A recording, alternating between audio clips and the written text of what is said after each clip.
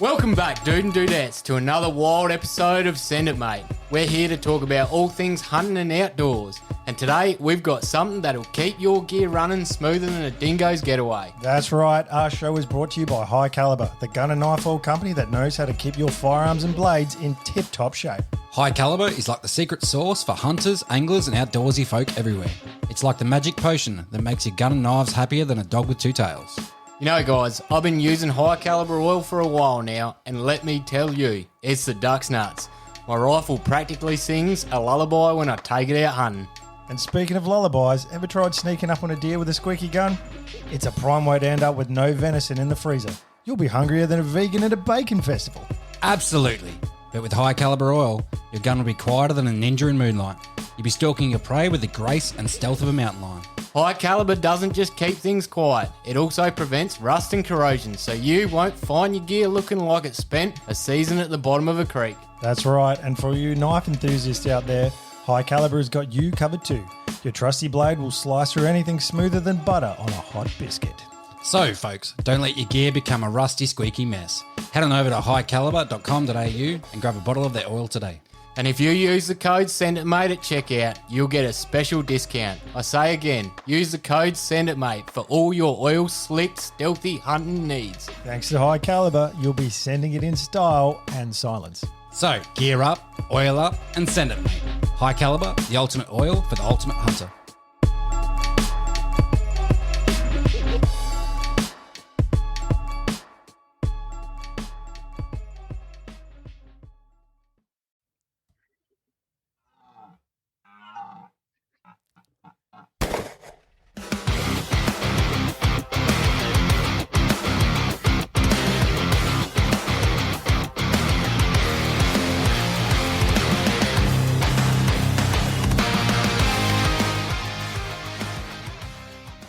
Yo, are you gonna intro, or are we just having a mad pause as the music fades? Well, I don't know. You look like you were doing it, but then I noticed you were scrolling your phone. What a fucking epic fail. This is what happens when you raw dog it. Raw dogging it again. Oh, man. That's all right. I got a joke for you to start off with. Oh, really? Ripping into it. I do. Let's do it. How is a push-up bra like a bag of chips? Nah. How? As soon as you open it, you realise it's half empty. I like shit. it. Good one, Josh. Nice. The cogs are still turning in Caleb's head. Oh, well, actually, I've got one for you as well. I've got a joke about my dick, actually. It is that a it? joke. Is that the joke? Yeah. Oh, actually, don't worry about it. It's too long. Theoretically, it's true, but it's just not true. And I got no jokes. Yeah. So, thanks for the heads up with that one. You are the joke. Yeah. Anyway, we should probably introduce everyone Yeah, well, to this week. it is another episode of Send It Mate Podcast, and I'm Caleb. I'm Josh. And I'm Couchy. Woo! You're coming to us from Breeze. sunny Queensland So again, mate. Bris Vegas Back in again. Brisbane. How's your flight? Well, that was actually pretty good, apart from the delay for like 2.5 hours. That sucked. But yeah. Bloody hell, why was it Yeah, delayed? it was, not sure. But yeah, so it wasn't too bad. I was sort of sat next to an older couple, and I was sitting there. I was on the aisle seat. I had to wait for them to come in. So I was standing there waiting, and she's like, lift her bag, and she looked like she started struggling lifting her bag. I'm like, all right, I'll get a bag and throw it up top. And then the guy's bag as well, I chucked up there as well, because I was sort of like, I'd probably like late 60s, I reckon. And yeah, it was a pretty good flight. They sort of just sat there and read their books, and I was watching movies and that. And then, yeah. So that Nothing sounds really out of the terrible. ordinary. So you weren't sitting next to a hot chick and you didn't join the Mile High Club. So it sounds like a terrible flight, mate. You act like you're part of that Mile High Club, Josh. Nah, no way. I'm asking, like, you obviously didn't have a good flight because neither of those two things were encompassed in it. Nah. So yeah, in your perspective, Josh, it was a shit flight. Yes. How long is the flight to Brisbane? I've forgotten. Is it like 3.5 hours or some shit? About that. Yeah. I don't even know. I think it's about 3.5 hours. That seems too short. No. It seems Planes way fly too quick, short. Josh. Oh, really? I feel like I should know. Like I did the flight Adelaide to Brisbane like weekly for like 3 months for work back in like 10 years ago.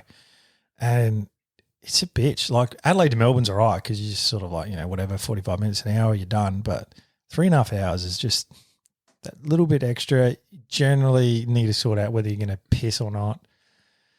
You can't like go hard in the bar at the airport beforehand because you're going to need a piss. And I fucking hate getting up for a piss in the flight because you got to be the person that gets everyone out of the aisle unless you're on the aisle seat, and it's just like, oh, it's a carry on. But then the actual toilet in the plane as well is pretty shit. It's tiny. Yeah, and I hate that. I don't know how people join the Mile High Club because you can barely fucking piss in there. Like, it's because they're not obese typically that are joining the Mile High Club later on. Actually, I was watching a show. You go. Sorry, I just wonder if anyone that's listening is actually part of the Mile High Club. Like you hear about it all the time, but I don't actually hear of anyone that I know of that's actually done it. I can't say I personally know anyone who's done it, eh? Nah, neither. So it'd be interesting to know if anyone out there either wants to talk shit or they actually are a part of it. I'm surprised you haven't, Josh, because you're of the dimensions that would actually fit in the toilet. You're certainly not, mate. Your ass can't even fit fucking through the door frame. Oh, settle down, bro. I was watching a show the other day, actually, and I saw that our light is dying. This is what happens when we go live. The light is dying. We just took a dive. There we go. You try and plug it in? What Josh? happened there?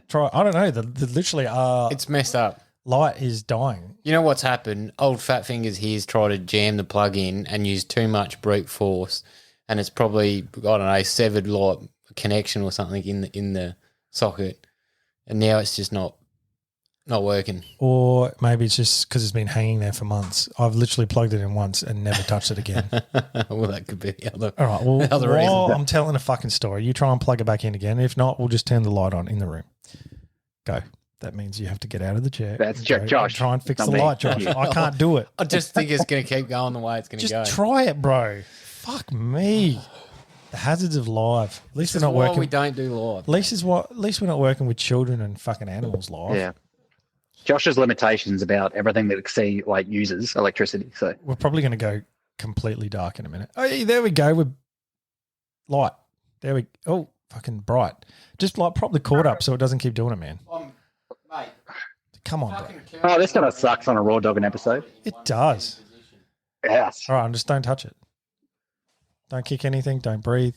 Anyway, as I was saying, I was watching a show, and apparently, I don't know how many people in the UK had joined the Mile High Club, but apparently of the people that have, 20, I think it was 25% people have done it with a staff member on the flight. So, air hostesses are getting jiggy with the general public. Good on them. It's just how do you hide that from the rest of your staff? It's I'm just going to go to the toilet. Someone's in there. No, it's not. It's free. Surely they just watch each other's back and be like, hey, I need to get my Mile High Club done. Just take my fucking trolley for a bit. Let me sort this bloke out from 1B. And we'll get on with it. Thanks, Josh. It's probably easier on an international flight. You get a little bit more time, and then near that night time where everyone's sleeping. Oh, good point. Good point. I think you're going to have to, if you want to do it, make an effort soon, because I don't reckon you'll be flying too much in the future, man. Not with the way the world's going. Fucking what? Just grim. Yeah. Go on.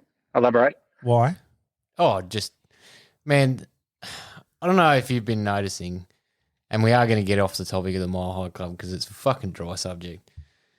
But it shouldn't be. Maybe that's where you're going wrong, bro. Well, should be wet as fuck. You haven't been there either, so it's pretty dry.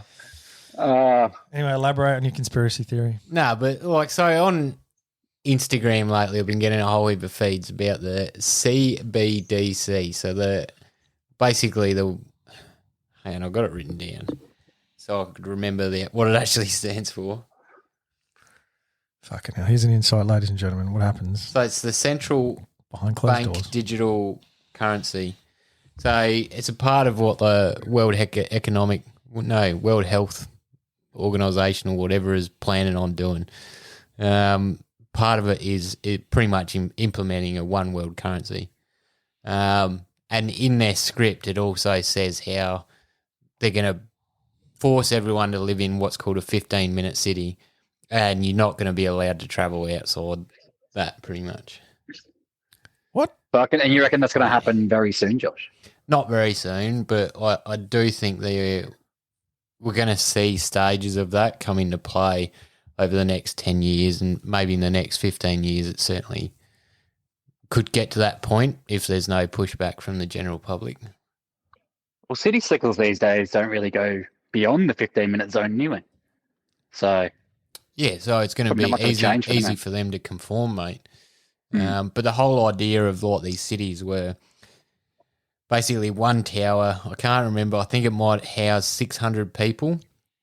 And then the middle and bottom levels will be office space and retail outlets. And you obviously live in there. And the idea is you go to work on the bottom or the middle floor in the office space and then go do your shopping and then go home. So you pretty much don't need to leave the building. But that's why it's been described. And I don't know if it's just the whole Graham thing that they just belt feed you and you just, I don't know, feed into their lies or not, but I don't know. It's just the algorithm you're looking at, Josh. It's just fuck you. Oh, how have you both not received any of this on your Instas? I mean, Caleb's yours full of naked chicks, so it doesn't matter. Cheers, bro. No, that's all right, man. Because it is. I mostly look at the Centermate one, to be honest. Do you? The Instagram. Yeah.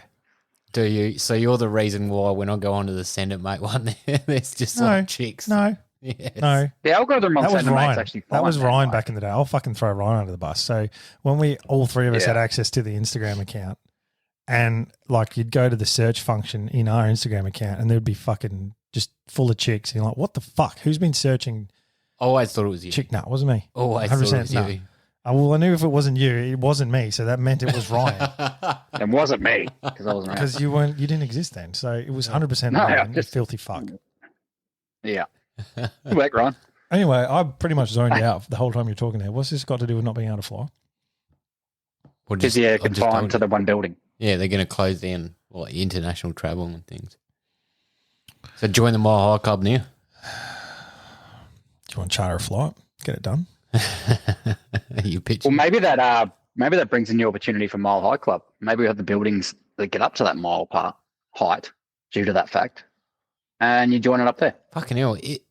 I don't even think the world's tallest building's a mile. It's the Burj Khalifa in Dubai, and I don't think it's a mile. No, I think that's like 300 and something from memory. But That's a tall building. No idea, man. bro. it's really not much of a building at the top third. It's just a spike. Only Khalifas I know is Wiz and Mia. So sorry, man. I don't even know what they are. You don't know who Wiz Khalifa is? No, bro. Rapper. Mia Khalifa? No. Porn star. Oh, of course you knew that one. She was famous. Like apparently, How do you know porn stars' names, Jesus, mate? Just let me have some general fucking knowledge, man. I know about her. Obviously, I'd seen her in some capacity, and then there was actually a story on her that I saw that she was like fucking hard done by the porn industry because she only did it for like a year to make some money, and then she was fighting to get all her videos removed because she didn't want them up there anymore. So like everyone you've seen of her is like against her will now. Some bullshit like that. What I do don't they? know. What do they say? Don't post something online you don't want everyone to see. Pretty much. So what? Once it's up, it's hard to get down. Exactly. So this is out there for everyone to see live right Yeah. now. Have we actually announced that to the podcast world, or is it just the YouTube world that we've announced that to? Look, we Come on. made this up on the spot, so no one knows. We're not doing an incredibly great job either, so. It's In your just what it opinion. is, Josh. In your opinion. That's a raw dogging episode. I think this has been 13 minutes of gold so far. Really? This is how conversations happen between us. If you don't like it, too bad. No, I just find it Move on. weird because, as I said, every time we try and go live or something like that, it just fucks up real bad. I think you just have some performance anxiety, Josh. Correct. That too. Correct. Definitely. 100% performance anxiety, bro. Definitely. I don't know why. Definitely. I don't know why. You got a pill for that, You please. just got to back yourself. Back myself. You do. No, it's just messy. It's ridiculous. I don't agree to it, but I'm outvoted because there's 2-1. Yeah, Yeah. but you've got over 100 episodes Democracy. of podcasting, man. If you haven't fucking nailed it by now, maybe retire. Oh, you try and kick me out, aren't you? You can't kick out the OG, I mate. do declare a mutiny. Nah, you're a good guy. Round 2. Look, things definitely crisp up with some editing and some removing of some weird pauses and fucking shit breaks and toilet breaks and Terrible whatever else. intros. Terrible intros. Message breaks. Message breaks, as we discovered last week. It's definitely not easy. Anyway, That's just what it is, Josh. did you want to rebut our little prank we played on you from last week, or when you left the room? No, message my missus. What's so bad about that? Yeah, but we're hanging shit on you pretty hard. No, If you haven't been to our socials, jump on Instagram and check out. Is that most recent video? One of the 3 from last week. So Yeah. yeah, that but one. neither of you have hot misses, so you wouldn't understand. So you wouldn't understand what you've got to do, mate. So it's all right. It's good. fucking hell, Josh. Fucking nice, bro. No, that's all right. It's actually hit him hard, and he wants to play it sort of under the table, but No, he's they're fighting back. this is what it is. Fucking listen to him. My miss is hot. Yours is Fuck off. It's your opinion, bro. It's all subjective. Nah, no fucking way. Just remember, this is live, and I can throw you under the bus, and you can also throw me under the bus with absolutely anything. So let's just Yeah, not let just this say no, escalate, bro. Let's not let this escalate. No, you just asked for a rebuttal, mate, so I gave it to you. You did ask for it, so I did. Well, I did, but that was terrible. What do you mean it was terrible? You've just turned around and gone, well, at least I messaged my missus and she's hot and yours isn't.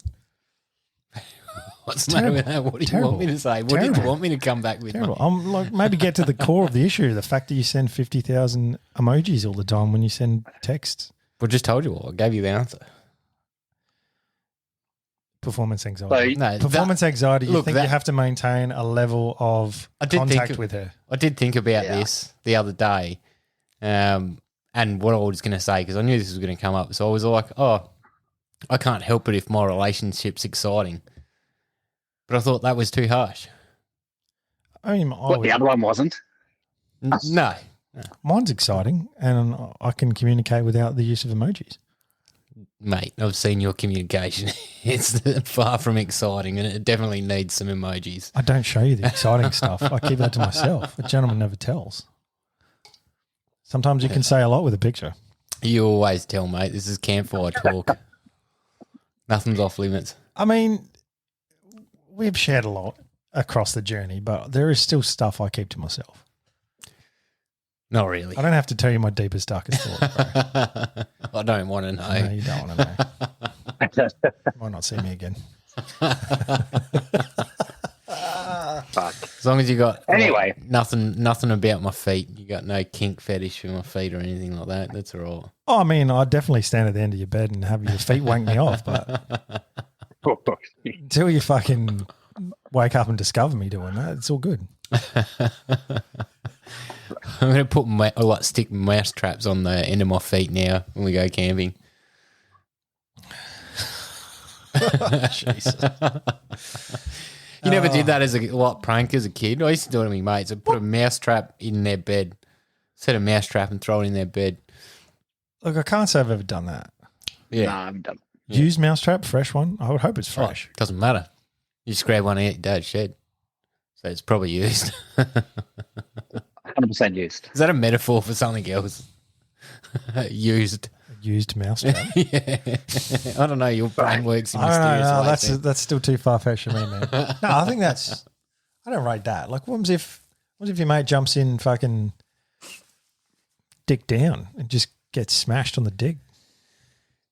I guess that's what you hope for, man, is inflicting the most pain and humiliation as possible. It's not nice, bro. It's not nice. So is a mousetrap, like, I sort of worked this out as a kid. It's not really painful. It is kind of painful if it hits a knuckle or something like that. But the mousetrap itself isn't painful. It's more the shock of it going off that's probably scares the fuck out of you. It's because they use a balsa wood as a base, and that bail arm hitting the wood sounds so much worse than what it is. It's not balsa wood. Yeah. I'm pretty sure it's something of that nature. Balsa It's wood definitely not balsa wood. It's Not pine, balsa. probably. But Yeah, pine, probably. yeah. Oh, don't Google it, man. Do you know how light balsa wood is? It's fucking not balsa wood. It's just breaking up. It's not. It's pine. 100% it's pine. Just shitty pine that they fucking sand down, man. Look at him Googling. What is a mousetrap made from? Josh, can you read it out aloud, kind of like what Caleb did the other night? No, Was wrong. you're right. It's pine. Hey, there we go. I admit I was wrong. No, well, I was just using an example, but yeah, you're right. Okay, I and what didn't was- know, hence why I was Googling. Anyway. It's pine. Yeah, thanks. I know. I think. Anyway, do we get into our weekend, boys? Well, we should. We should. It was a good weekend. Friday night. It was sort of last minute, actually. I got a call. No, it wasn't last minute. It was Last hours. Last hours, day of. Fucking Josh calls me at like lunchtime. Hey, bro, what's going on? Like, what are you doing? I'm like, working, bro. It's like fucking 12:30 in the day. Like, what do you think I'm doing? Anyway, so he goes, oh, yeah, you want to head out for a spotlight tonight? I'm like, sure. Let me just check if I have anything. Let me just put in my leave application with my non-hot misses. No. I mean, truth be told, I do know throughout the week she said, oh, you got anything on Friday night? She was going out originally, and then that got cancelled at her, and I'm like, nah, probably not. I'll be home. And then she's like, oh, we should just hang out then. I'm like, okay, cool. And then, yeah. So I sort of had to run it past her still. It wasn't just going to be like, oh, I'm going spotlighting. Approached it. Yeah, it did a courtesy thing. I approached it and said, hey, Josh just rang, asked if I want to go spotlighting tonight. Couch is in town again. Is that cool? She's like, yeah, that's fine. All good.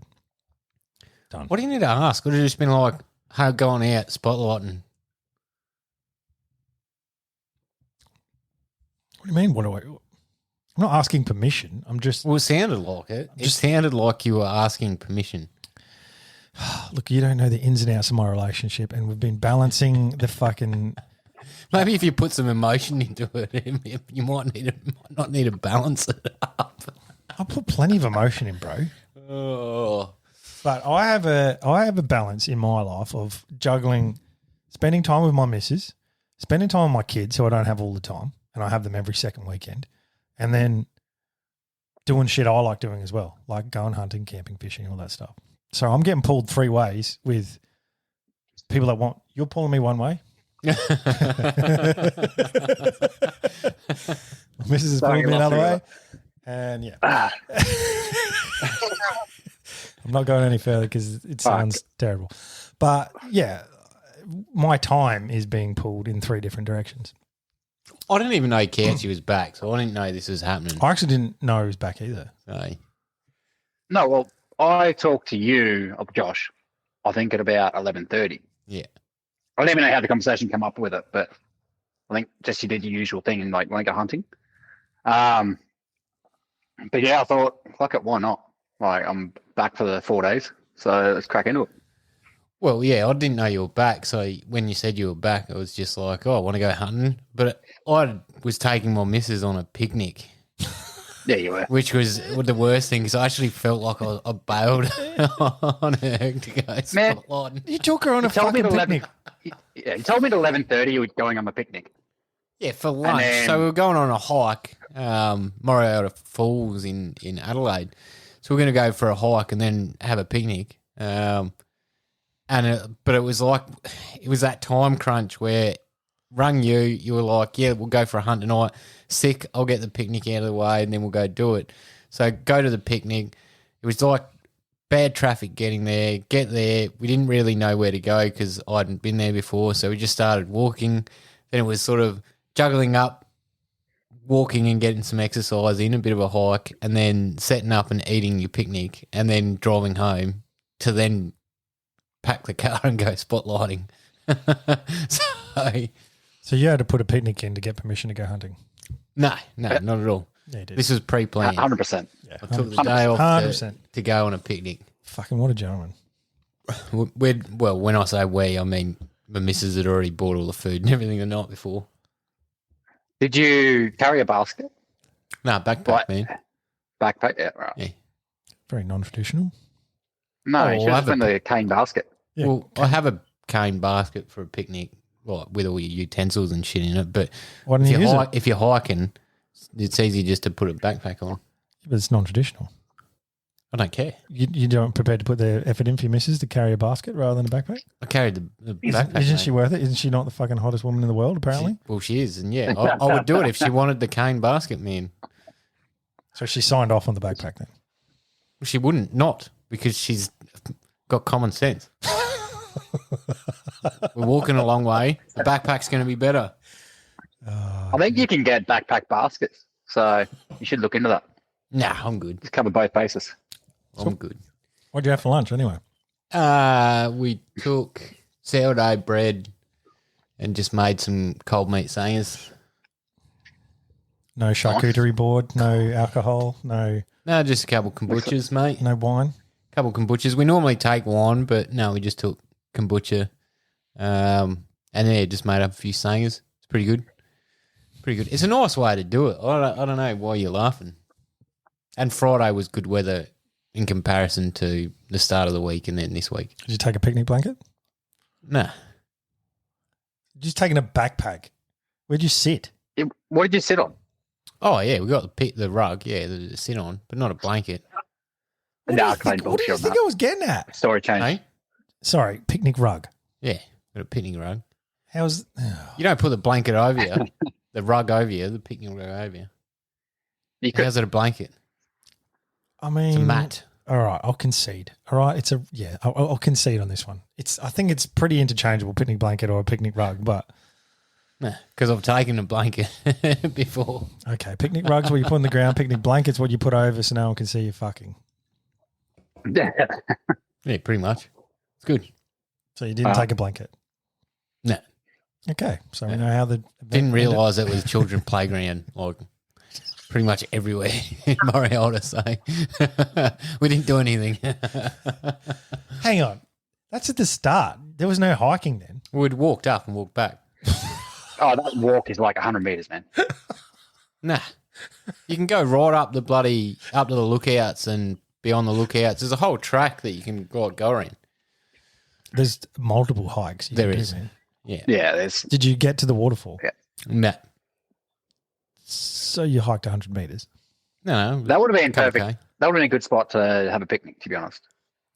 The Just head to waterfall. the waterfall. Yeah. I would like to go there, actually. There's nowhere to really set up for a picnic though. There's like a viewing deck and that's about it.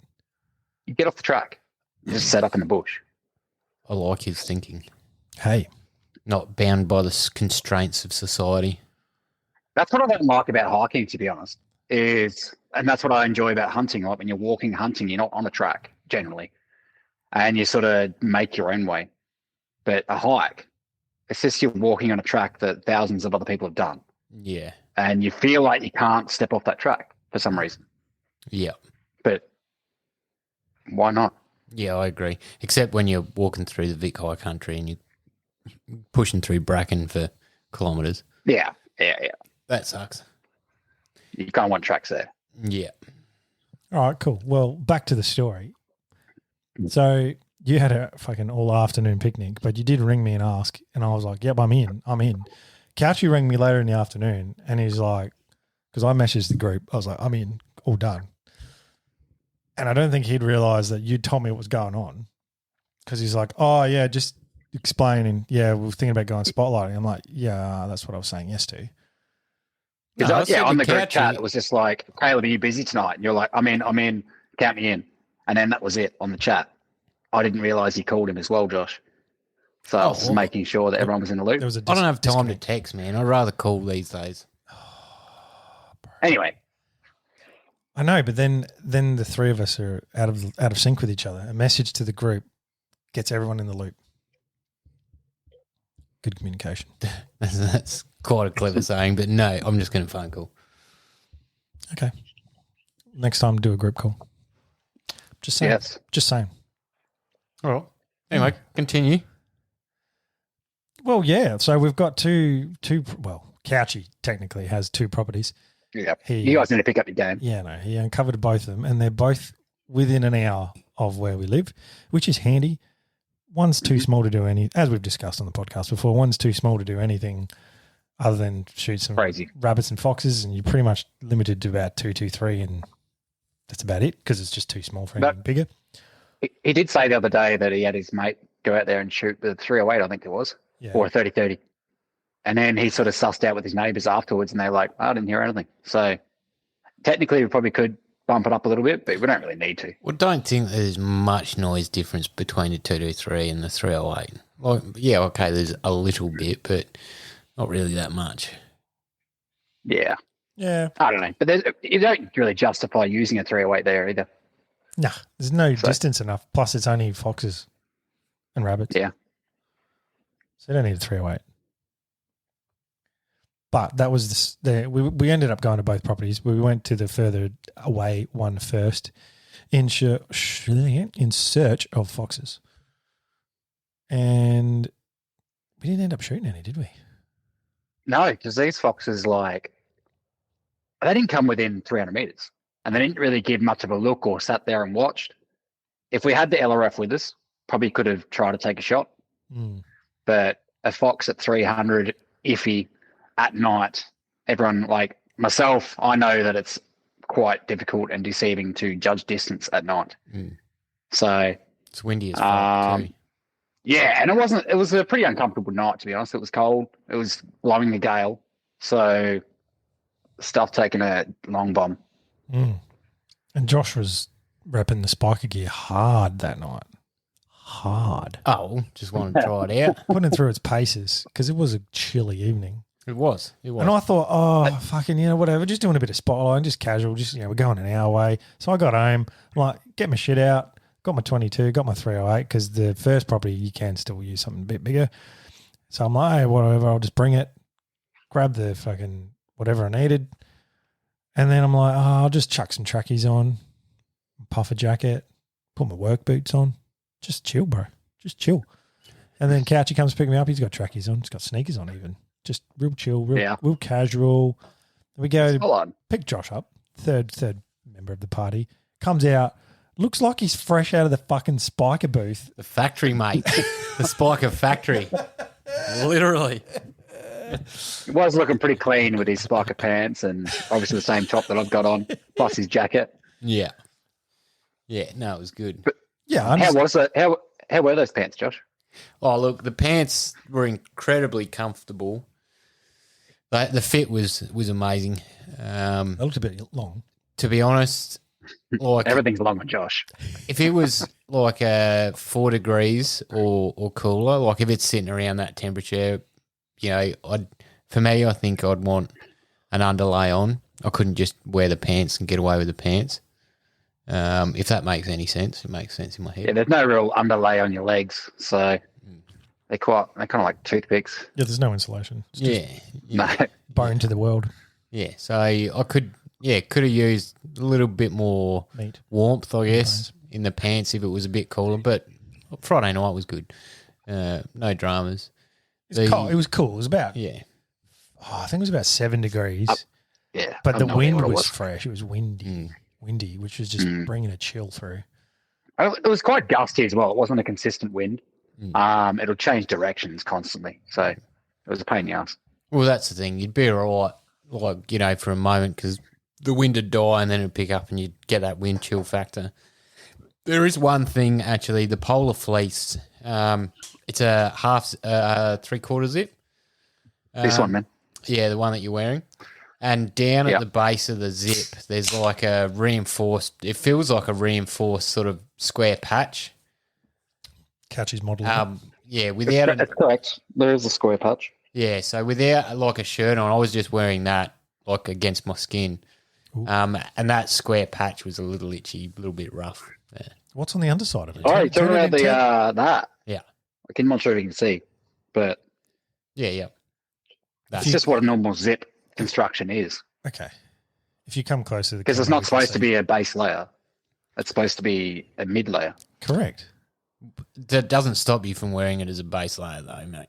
Well, stop whinging about it because you're using it incorrectly. You used it as it's not intended to be used, so you can't because fucking typically I'd wear, and I've done this for a long time now, my old like polar fleeces or whatever. A lot of the times I'd just wear them as a base layer. It's because you like to go one size smaller than you should. So it's skin tight, and you can't afford to get any other layers underneath. Can't fit a base layer under a mid layer because he wears his mid layers as a base layer. Exactly. Because they're too small. No, they're not too small. But yeah, I'll just do it. And I like the quarter zip because you can dump a lot of heat. So if you do get too hot, you just undo that and you're good. And then if it does get chilly or you get that sort of time of day when the sun's going down and it gets colder, like you don't have to throw anything else on and you just do zip up and you're good. Fair enough. You just have to put up with an itchy patch. What do you mean? You've done it as well. I've seen you What have I fucking done? wear your polar fleece as a base layer as well, mate. No. Yes. Yeah, no. Yes, I've seen you, and I'm pretty sure I can find photos. All right, once I've done it, sure. I can't wear it as a base layer at the moment because it's still got fucking burrs stuck in it, and I've been. Oh, that sucks. Oh dear God! Like you know that I don't know what the grass is, but grass seeds. Yeah. And I laid down. Oh, this is like a couple of months ago. I was laying down for a prone shot, and I was just in all this grass, and all the seeds went through my polar fleece.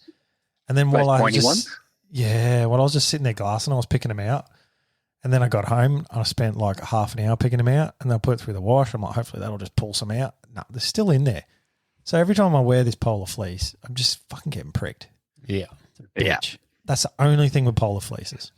Yeah. Don't fucking touch grass. You can't get around it. Like I've heard a lot of guys in the States, their technical gear, like they'll buy gear to get through that sort of stuff. But I don't know if it translates to like Australia's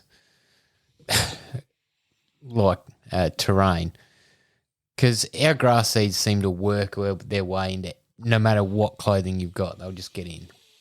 Grass seeds anywhere will do that, man.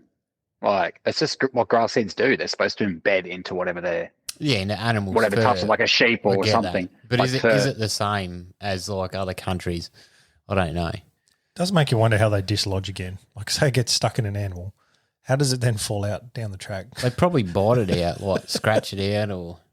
Well, most animals would shed their fur. Oh, that's true. A little bit. That's true. So therefore, it'll come loose and come out. You're making sense, Couchy. I don't like it. Just take a 3-second thought process on it, and you work it out. I'm just thinking out loud. We're raw dogging it, man. We're just doing it live. You're going to edit that bit out. Yeah, normally I'd sit back and be like, I'll think about this for a bit, and then edit the fucking bullshit out, and then make it sound good. But no. No, you can't do it. Live thought. But yeah, so it was a pretty good night hunting, to be honest. Like it wasn't an amazing night hunting, but it was good to get out with you two. And just sort of talk shit and attempt at shooting foxes. Yeah. Well, no. There's plenty of hares out there, though. I think most of the attempting of shooting things was done on rabbits or hares. Yeah, I mean, I shot 2 hares on the night. Couch, you shot a rabbit, I think. No, I shot one at the first property and then one at the next. Okay, so 2 kills each. Yeah. I took a poke with my 22 at some stuff when it was really gusty with wind. It was just all over the shop. Yeah, it was a hard shot to do with a 22 in that wind. It was pretty fucked because I was like this. One of the hares I did end up getting, just based on that, like I'd aim at one end of it and the fucking projectile would land in front of it. I'm like, okay, I've got to aim off heaps here. And then then it would run around and the wind would change and I was just like, fucking hell. So I did get it in the end. But it was that moment where I was watching you shoot with the 22. I'm behind my 2-3. And I'm like, should I just take a shot? Yeah. Because it seemed like more the environment for a 223 rather than the 22. Yeah. Probably. Here's And I didn't really care about going through the ammo on a rabbit. Right, that's a good thing about 223. It doesn't cost a whole lot. Well, here's something for you. So in this sort of scenario, we'll say 80 to 100 meters, maybe, gusting with wind. Yeah. That was a sort of like shots being presented. Correct. So the 22 is obviously a little underpowered. It's sort of a little undersized. It's on its for limit. that. At 100 meters, it's pretty much on its limit for that day. In gusty winds. Wonderful. Let's just turn What about in blackout? Let's just turn the room light on, bro. It was like doing a so mood. well. This, It mood was lighting doing right so here. I don't know well. what's going on with this ring light. I'll suss it out. For everyone that's listening and can't see, the light has just turned off on the guy's room. So No, it's it's because we've gone quite live dark. on YouTube, mate. I No. told you. Nah. just We're not reach over doing it Josh anymore. and switch on the Can- fucking light. Yeah, see, Couchy's not even in the room. He knows where the light switch is. Just turn it on. Now it's off completely. Oh, God. That's terrible. Yeah, take your hat off, Caleb. But, Anyway, so we'll say that's like the max effective in light to no wind for a 22, 80 to 100 meters sort of thing. The 223, in my mind, that's a little bit too much, right? It works and it's good and you can use it for it, all the rest of it. And in the high winds, it's great. But is there something in between that we could buy, like, say, a 22K Hornet, where it's that mid-range and would do the job fine? nah, fuck buy another gun, man. If it's too close for a 223, just bump back a bit. Start the car in reverse back 50 meters, then shoot it. Nah. This is where I'm almost hell-bent on one day getting one, and that's, that 22 Hornet, or like if I bought a 22 Hornet, I'd change it to a 22K Hornet. Just get a 222. Nah, because it's too close to a 223. It's pretty much the same thing. Get a 243. Too big. 22 Way too big. 22 And a too 22 You better go Magnum's too big. like inherently inaccurate, but yet it would suffice. What? 22 Magnum is not inherently inaccurate. They're inherently an inaccurate cartridge, man. Well, I've owned one, but mine goes all right. So Yeah, I just need to shoot it again. you're like that 1 in a million that gets a 22 Magnum and it works. There is two other solutions to this, which one wouldn't work in those winds, and that's the 17 get a scope. HMR would not work at all. Nah. Right. Oh, yeah. too You windy. get people that say they do because it punches through the wind.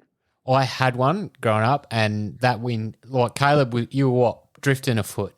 Basically, yeah. Yeah, this thing would be like 3 times that amount Fucking hell. in those winds. Bloody oath, man. And it was, but when it was still, super accurate and enough punch to sort of consistently get out to that 100 meters. But Yeah. it couldn't even be like a fart of wind.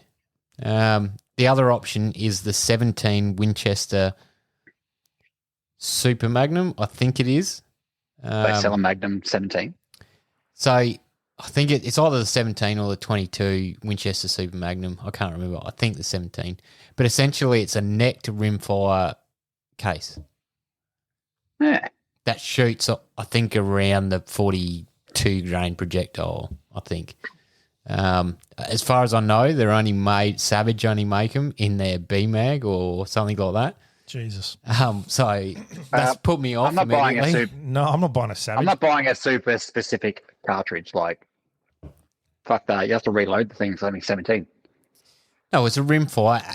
Having said that, I think they are quite expensive, and I don't think we have much ammunition for them in Australia. I don't know, but why wouldn't you go to something like that? Because it's like that mid range. You were just talking before about the property that's closer is too small to use a 308. Well, really, the argument could be made that it's too small to use a 223 then as well, because they're going to go. really. They're going to go similar distances. They make similar noise.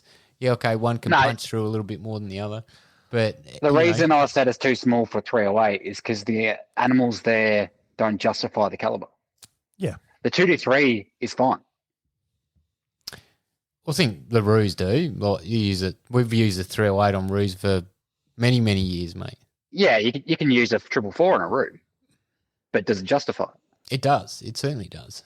Yeah, but I'm happy to use 444. We're primarily there for foxes. Okay, so this goes into my argument. Okay, we're primarily there for foxes. The 223s, you could be hedging your bets on slightly too noisy, because that's where you were going with your first argument with the 308. So why not go for that mid-level cartridge? Or something smaller but bigger than a 22 or 22 Magnum that will fit that void of that specific sort of environment. Shotgun. Are we not landing on 223 with that answer? Or No, I don't think it is. I don't think he wants to use Did you 223. fucking listen to what I just said? no, I'm fucking vaguing out something chronic. You're like, But- oh, there's something smaller than a 223. You would remember my 22 Hornet as I a don't kid. remember it, man. Fair income. I don't remember it. Really? Is that where you want to go with this, Josh? Is a 22 Hornet? No, I'm asking, like, because, well, the other options are 17 Rem Fireball, I don't know, man. which is Like- perfect for dogs. Perfect. Because I've got the 22 Magnum. It's the 22 Magnum or the 22 is pretty much only ones I'll venture in with the 22 caliber. That's all you go to. Yeah, nah. You wouldn't change I up wouldn't. like another Centerfire or anything like that. Hey, You wouldn't I go would- purchase another Centerfire in that smaller range. nah. No. Triple two. Only because I want to try a triple two, because my old man used to swear by it, and that's the only thing he used, apart from a 22. But I haven't tried a triple two before, so why not? Yeah, I don't think I have either. You could you could mistake one for the other. There's not a whole lot of difference between the two. Yeah. Really. There's not. I mean, a Well, it's little point- bit of case well, size. it's That's fucking- about it. Yeah, Yeah. it's 0.001. Oh, You wouldn't either. I'm looking at you to get your opinion. My fingers aren't that calibrated, man. I can't get down to fucking 1,000th of a fucking inch. No, I mean like purchase that smaller caliber. Oh, 223 is where I'm landing. Like I've got a 22, I've got a 308. 223 is So that's what a I no, want. Josh. Yeah, that's a long-winded no. Yeah, it is. It's a long-winded no, It's- but yes. like it's fair enough. Like I think a 22 or a 22 Hornet or 22 Magnum even. You sort of choose. Everyone likes the 22, and then you probably choose an alternate 22. You don't really sort of go the smorgasbord of 22s. Well, I guess what I'm saying is when you were shooting those hares, that you knew going into that shot full well that it was a tricky shot with a 22. So why wouldn't you have just used a different caliber, or say that like we've got the 223, so the 223, or You're talking about the why one wouldn't down you at be the corner, inclined? like which one are you talking about? The one down at the corner behind the tree, kind of thing, What, where we the messaged hare? him to find out where his boundary actually was.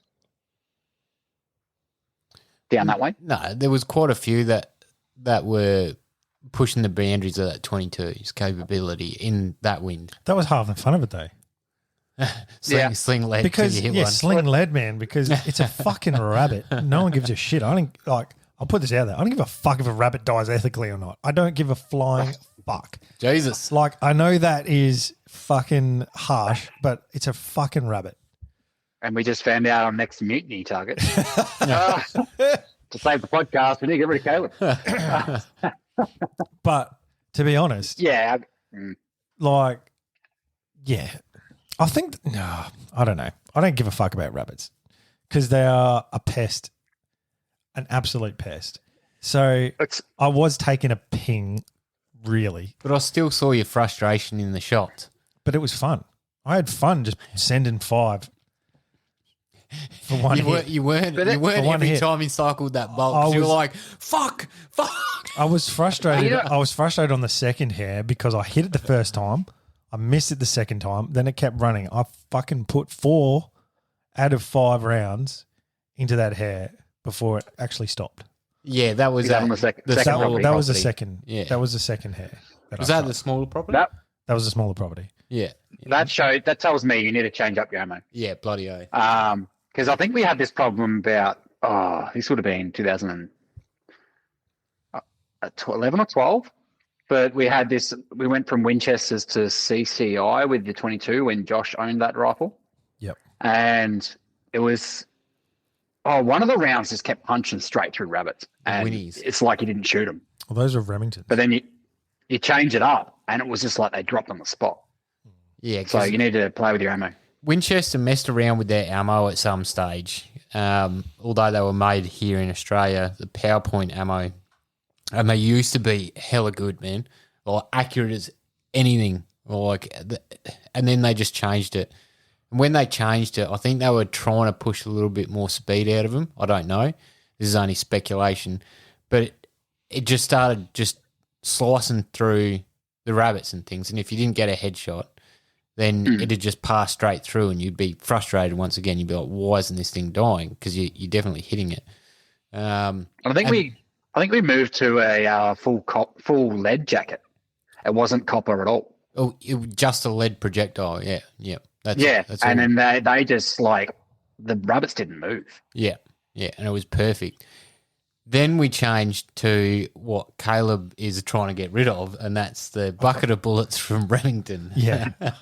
Which I think are going too quick again.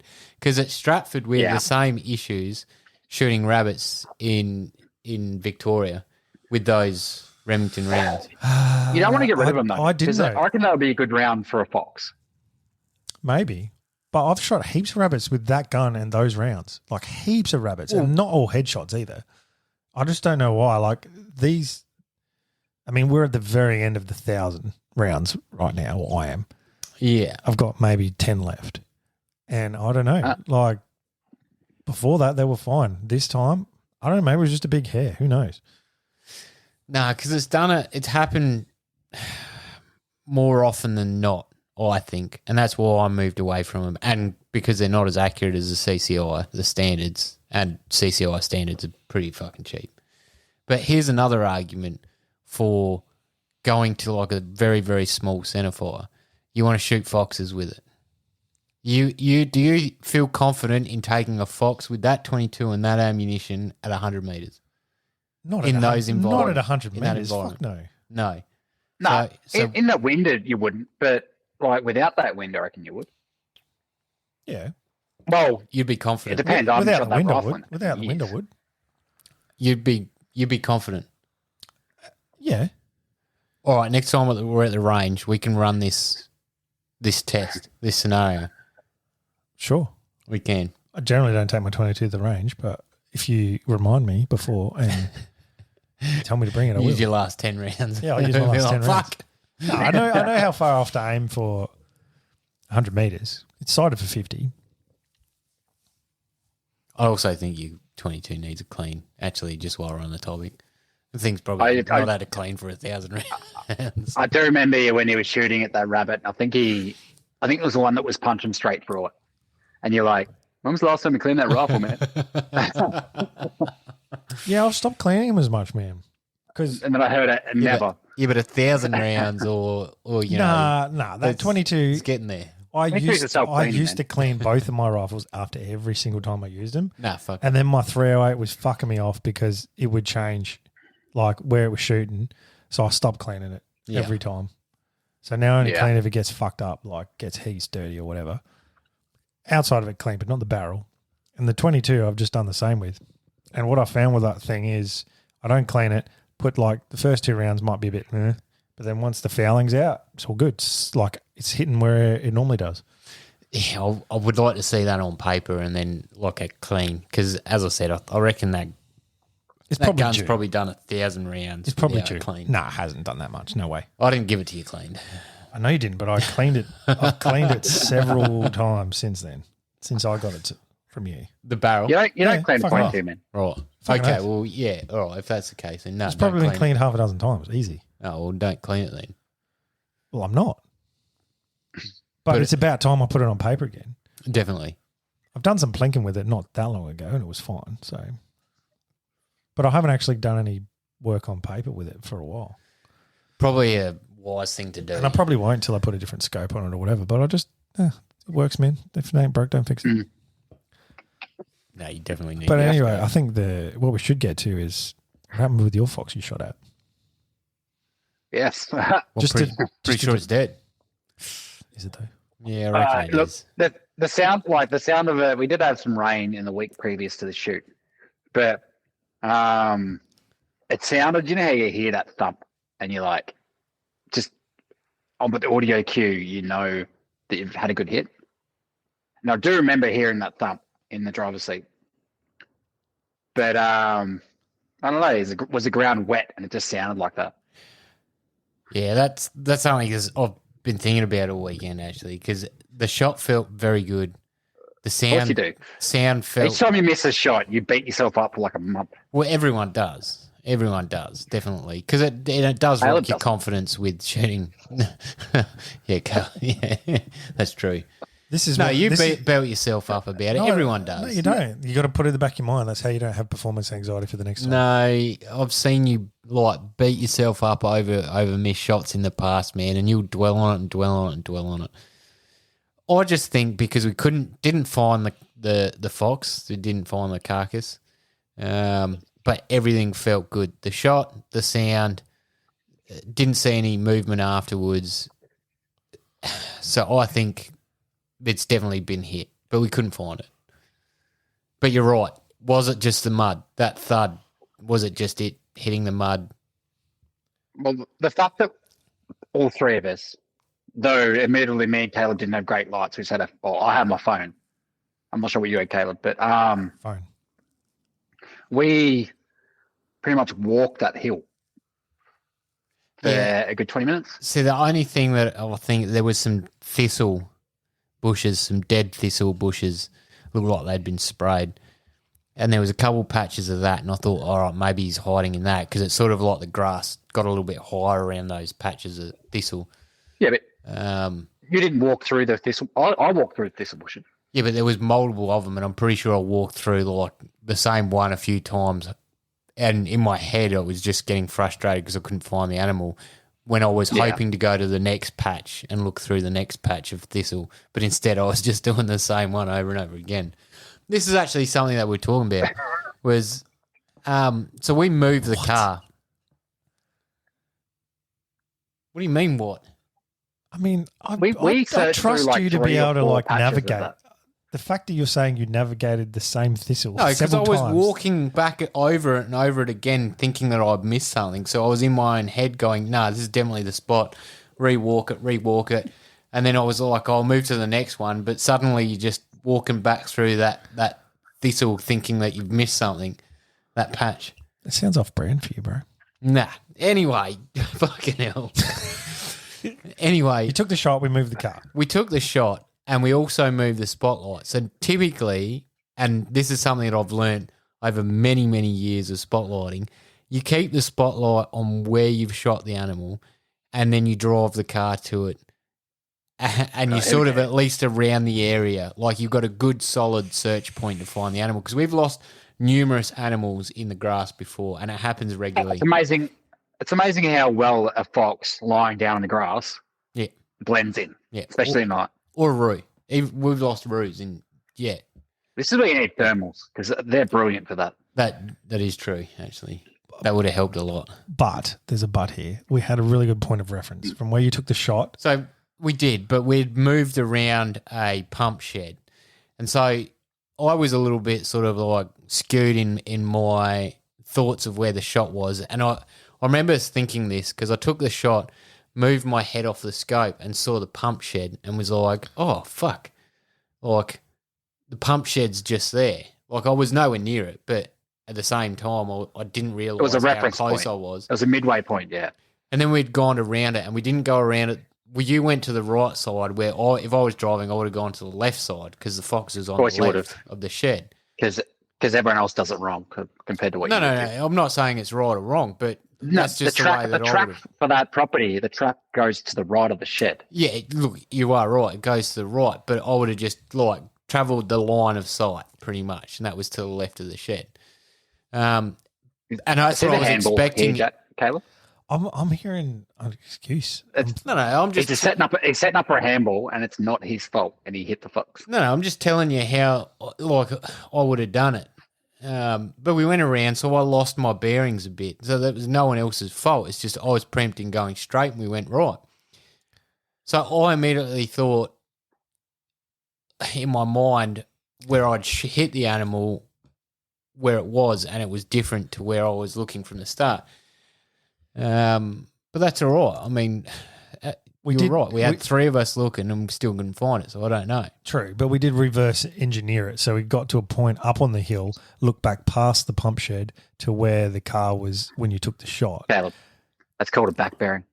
Okay, thank you. I never was in the army, but thank you. Thank you. We didn't actually use a compass. I'm sticking with reverse engineering, all right? Fucking reverse engineer, all right. You over-engineered that topic. We back-bared the fucking spot where you took the shot, and we were searching the right part of the hill. There was just no fox. Mm-hmm. So one of two things happened. We just didn't find it, or you didn't hit it. And the third was muddy ground. Or you did hit it, and it just wasn't a kill shot then. Yeah. And it ran off, and it was down the valley. Yeah, that's possible. Which we probably, in hindsight, probably should have looked down the valley, because that's where the animal's going to go. Yeah. We did the old, he took the shot, heard the thud, and then we scanned both ways to see if it was running off anyway. And generally, you can see if something's running off. Yeah. There was no movement. It was a fox. So, like, how much time do you put into finding a fox? Well, everyone likes unless to you want to kill. Yeah, unless you're chasing a pelt or you're chasing something else. But if you're just sort of shooting them and doing a bit of vermin control. Was also the first time I'd shot at a live animal with my 223, my new 223. So I kind of did want to see it. So technically, I still haven't blooded it, no. But not technically, just haven't. Well, yeah, I haven't because it's unconfirmed, unconfirmed blooding. Yeah. So it's not blooding. That's why I wanted to keep looking for it because it was like, that moment. You wanted to confirm. Yeah. I'll call up the property owner and be like, "Do you want to have a look at that belly and just see if you can find something down there?" No, it's all right. We'll have another crack at something else in the future. But well, speaking of searching things with lights, I actually tried out a new toy of mine. Yes. So I run AEG power tools, and I saw this spotlight when I was at Bunnings, and I'm like, "Fucking hell, that looks all right."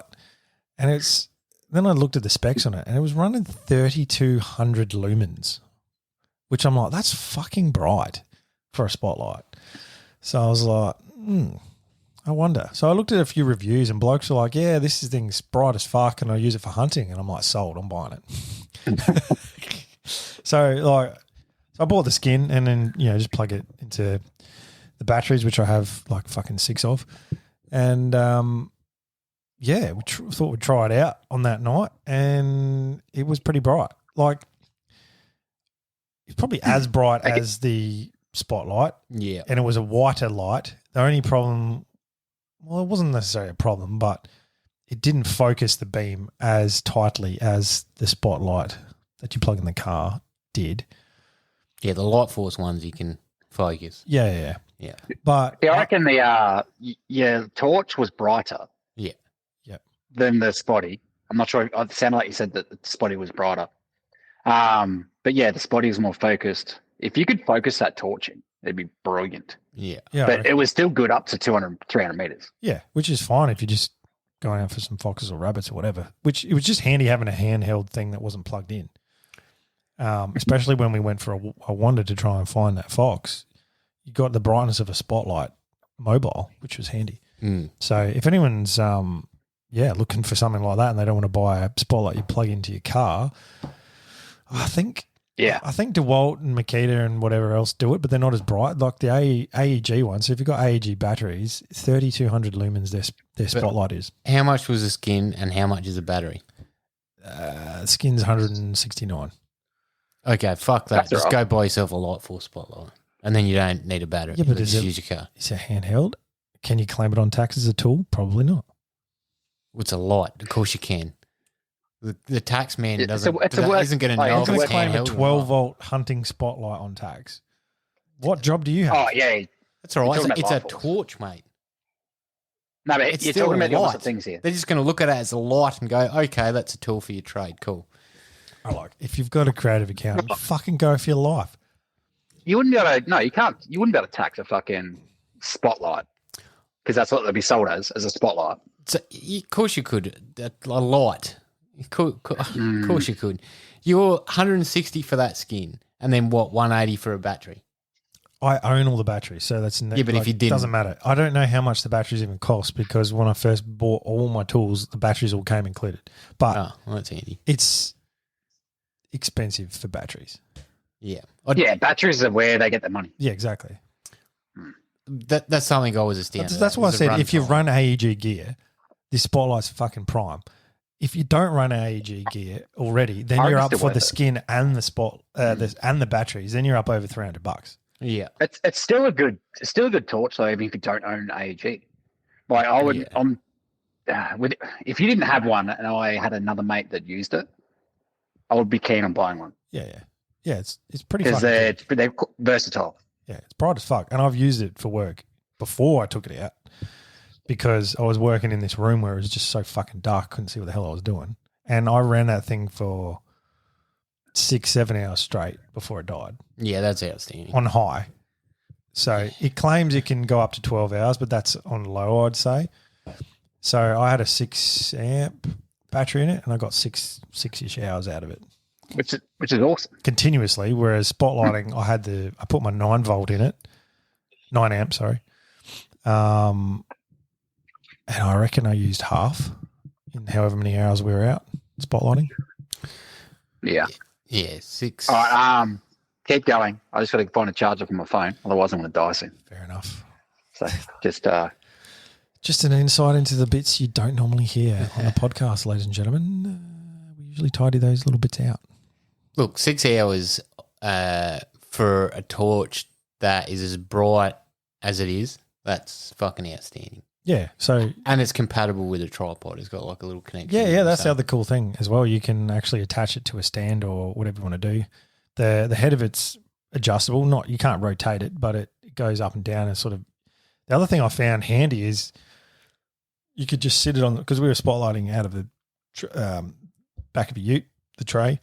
So we're set up with the rifles on the roof, and you could just rest it, just put it down and point it in a direction. You didn't have to have someone else holding a spotlight for you. Yeah, that's handy. So if you were up there by yourself, you could realistically put it down and take a shot and not hold a spotlight. Yeah, pretty much. Yeah. So, I will have to actually attach it to a tripod to make sure that all tests out. There's one under this desk, actually. I'll grab that later. But, anyone who's running AEG gear, check it out. The spotlight they're doing at the moment, 3,200 lumens. Wonder if you could like sticky tape it to the top of your scope and it's too heavy for that, it's got a bit of weight to it. Yeah, that's true. I don't know if I'd go that far. But, yeah. Do you remember the one growing up we had? It was like a 12-volt battery and it was a light force and it had like a sling that you carried the battery and it had like a dimmer switch and everything. And you plugged it in and you could mount it to the top of your scope. Yeah. Yeah, yeah. That was before everyone went to LEDs. Before torches were awesome. Yeah, yeah. Back in the old dolphin days. I still don't even... Do you remember dolphin torches? Dolphin, yeah. Fuck. Yeah. There's something I haven't thought about in the longest time, dolphin torches. I still remember you using one to spotlight. Far out, man. This is how much batteries have evolved and the world of LEDs as well. Like back in the day, the brightest torch you could buy was a dolphin. And the thing is like, it's like a house brick. Fucking huge and heavy. Yeah. Remember the 9-volt batteries in them? Like just big square fucking... the pinnacle of torches was a house brick. I still think I have my grandfather's one somewhere at home. You probably do, man. Yeah. Probably do. Oh, I haven't thought about the dolphins work quite average, and they're like you turn it on, and you're like, it's not really helping. Like, Oh, especially when you can compare it with actually a decent torch. Do you remember how they used to fail? and like the go-to to fix it was tapping it. Shake and the you fuck just out of be it, like, yeah. tap, Shake the tap, shit. tap. Like, what? And then it'd come back on and you'd be like, why is it doing this? Oh. Why haven't they addressed this issue here? And when they died, it was just like this weak as piss yellow light coming out of it. You're like, fuck. Yeah. I gotta get a new. Speaking of torches again, I've got to get a new battery for my lead lenser, which I'm surprised. I reckon I've had it for maybe 3 or 4 years, and the battery is dead. It won't recharge anymore. Really? Yeah, Does it have a sleeve that you can put AAA's in, sticking in it? No. Doesn't? no, it's that 3.2 volt rechargeable battery, Okay. like the ones we had for the thermal. Same as that. Oh, okay. Yeah. That's what it runs. But I got to buy a new one because it will not recharge, will not hold charge, will not take charge, and I'm fucking surprised that it's only that's lasted likely. 3 or 4 years, and I've probably recharged it no more than 10 times You stopped using that Yeah. for some reason. because the fucking battery is. Oh, that's the reason why we stopped. That's why I stopped. Otherwise, I would have taken it with me on the weekend. Oh. Instead, you buy an AEG one. Well, that's for work purposes. It And wasn't- you'd for work purposes, you'd roll over your batteries anyway. So if one battery's fucked, you just replace it because you have to. Yeah, exactly. So therefore, you don't have to really worry about it. Yep. But yeah. Anyway, now that we've recommended some fucking. Are you going to get some new batteries for it? You're not going to bother? Yeah, I'll get another one. I just haven't got around to it. Hmm. Get another rechargeable battery. It's just fucking annoying, man. Like that it only lasted that long. I think you had a dud, but yeah. Maybe a bit of an outlier in the batch, fucking whatever. But I wouldn't have thought I'd charged it more than 10 times. Look, lead lens is okay, but there's definitely some design flaws, like the fucking button on their headlamp. Well, one of their headlamps that Couch and I bought. Oh, yeah, that I still roll. Yeah. It's a pain in the ass because it turns itself on quite easily. So you get out to where you're going hunting and you're like, got to turn your torch on or your head torch and it's just dead. It's dead. Yeah. And you're like, I charged this cunt before we come out here. So That is one reason I do like the black diamond I have is that you press 2 buttons and it locks it so it can't accidentally turn on. There's one Nice. thing that I've had 2 black diamonds fail in the space of like 18 months now. And yeah, okay, $60, $80, whatever, you know, you're not expecting the world, but I find they chew through batteries so quick, man. Fucking oath. I'd like to try the rechargeable one at some point, but I think I got I reckon it uses 3 AAAs. I reckon I got mine on special for like $49. But you're right, it chews That's through not battery. bad. It chews through fucking battery. But And they're not that bright for how much battery they're using, in my kind opinion. of like Josh. I don't know. I think it's pretty bright. Sorry? Yeah. He just had a dig in. Oh, Do you know what's better? same as Josh, did you say? That's what No, he said. kind of like Josh. Yeah. Yeah, not very bright. That's all right. The other good feature with them, while we're just fucking talking about features of fucking lights right now, the black About the fucking diamond, candles. the black diamond, if you've got it on like a low setting just to be able to walk, and you need max light, you just bash it and it turns on full. It's touch. brightness. Yeah. No, not. Oh, so you don't have to go through a cycle. No, you don't have to go through a cycle. You just like tap it like madly, like fuck, give me light, give me light. Ah, No, And it's- mine has a touch button, so you don't have to like press a button and just put your finger on it. So yours probably is the same. No, but you, just, no. you don't need to bash it. You just need to press the Caleb side. No, fucking no. caveman. No, imagine if you because if you accidentally just like tabbed it and it went full brightness all the time, that's not what you want. It's actually mine anyway, is you just like bash it or tap it multiple times on the side of it. The rattling or moving of it will turn it on full brightness. Okay, I want to see this. Oh, I actually want to see I'll this. prove it to you. I'll wanna prove see it I to want you. to test this in I'll a video. fucking prove it to you, man. I read it on the packaging. I'm like, that's a cool design feature. So some designers just getting his giggles on because he's like, there's 1,000 campers out there doing these ones every time they want fucking pro light. In a freak out situation, you're backing your head. Yeah. That was a weird sound through the headphones, bro, by the way. Just the sound of something slapping you in the forehead. Can you do that again? Right? You know who I want to make who I want to see can't make a torch, a headlamp. That's Light Force. Like, I'm still in love with Light Force. Do they not make one? Not that I know of. I don't think they need to though. Like they don't. It's not really their deal. They're a light company. Yeah, I'm pretty sure it is their deal. Yeah, they make big lights. And small But, yeah, lights for you. What? Maybe they're going to head that way. They're just slowly going to venture into smaller lights. But right now, I think from what I hear, they're busy enough as it is. Yeah, just fucking. Well, see if you're Don't out there. overextend. If you're out there, chuck this to your boss. I want a headlamp, Light Force headlamp. A lot of the time, you just got to do what you do well. Don't try and spread yourself too thin. I'm pretty sure they've done that quite well, mate, for the last 30 years. But maintain that. Don't fix what's not broken. But if you start trying to do every single thing, then you're going to fall behind in the market, and you're going to just be fucking like diluted out, mate. If you don't innovate, inspire. But they innovate on their own products they have. All right, well, I'll fucking tell Toyo to start making bike tires then. Oh, you're not going to believe this. Fucking no. Fucking magpie with a shiny object. Toyota, mate. The missus gets a phone call from Toyota about the 79. This is how Josh's brain works, everyone. We're like, yeah. No, because it's got something to do with Toyota. I said Toyo.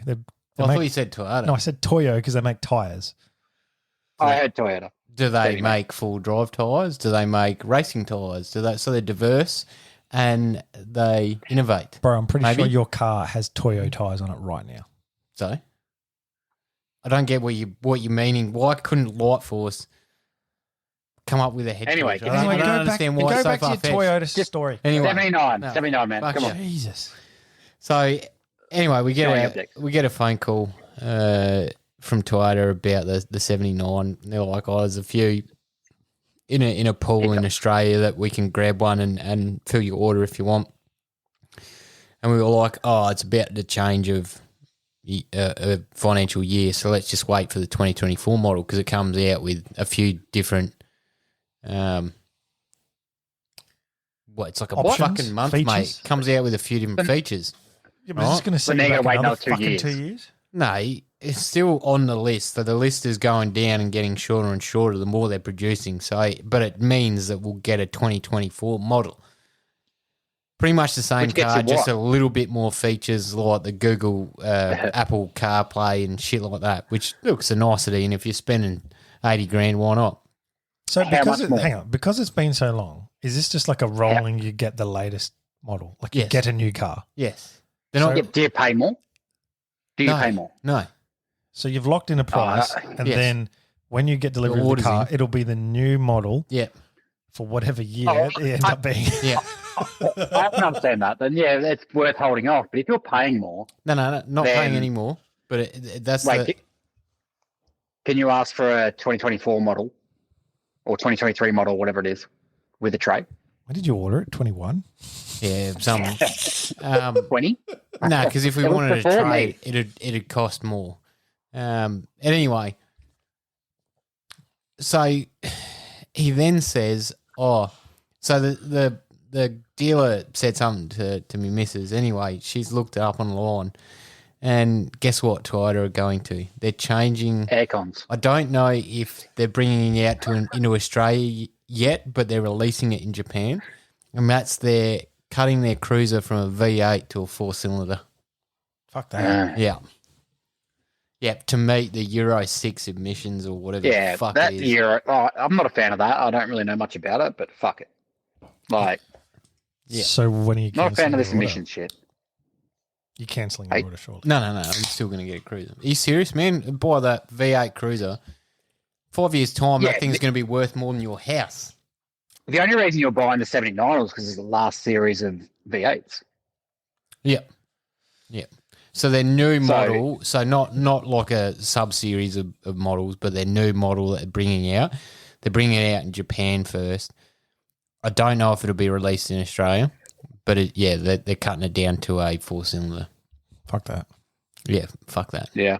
But once again, their justification is is they get better fuel economy and more horsepower. And I'm like, It's yeah, but what government about regulations and why they're doing it. But yeah, that's the thing. It's really only to meet the Euro standard of carbon emissions, to be honest. There's no other reason. What is it going to sound like? How the fuck are they keeping their 3.6 ton towing rating on a fucking four cylinder? It's just not right. It's not. It's fucking ludicrous. What's not right is you waiting fucking 3 years to get a fucking car. I'm a patient man. you're fucking very patient. I'm fucking I've been patient. raging hard. So, have we gone into the caravan sitch? Is that on What the do you table mean? still, or is that off the table? Yeah, it'll be on the table still. Because people are still out there Speaking- in listener land going, why is Josh not Instagramming a fucking 79 toe and a fucking Lotus? Well, I don't have. Why a is Josh not similar living one on? Why is Josh not living off the road right now? Like, Why? Look, I've got He's not hands in cruising many Australia. pies, and I'm fucking working through it all. Right? you got 11 pies and 10 fingers, and you're trying to fit it all in one. I have 20 fucking fingers and toes, bro. I said fingers. Fingers and toes. I can Just put many Fucking digits in a Talent pie. pies a bit weird. I can put many digits in pies. Don't like what you're putting your doodle in.